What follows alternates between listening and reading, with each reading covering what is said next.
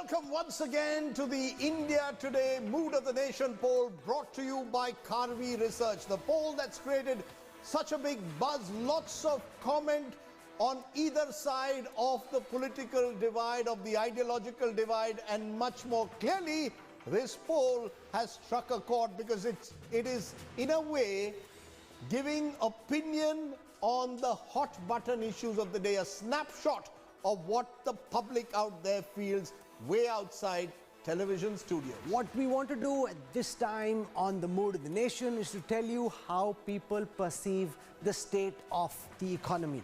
And that's what we'll focus on.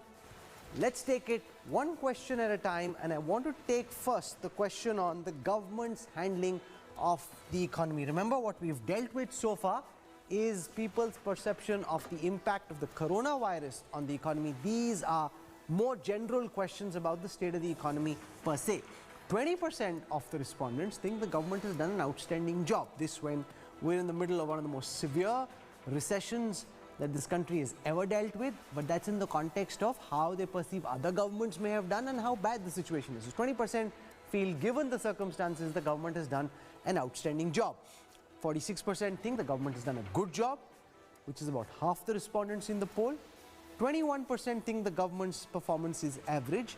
8% think it's poor. What that essentially means, Rajdeep, is that given the circumstances and the adversity, the vast majority of respondents in this poll think the government's doing well. All these numbers coming just a few days ahead of the budget, which is going to be the next big sort of financial statement of this government. But if you look at it, Rahul, even on coronavirus, Mr. Modi, outstanding and good, came to around 73%. If you're looking at economy, it's coming to 66%.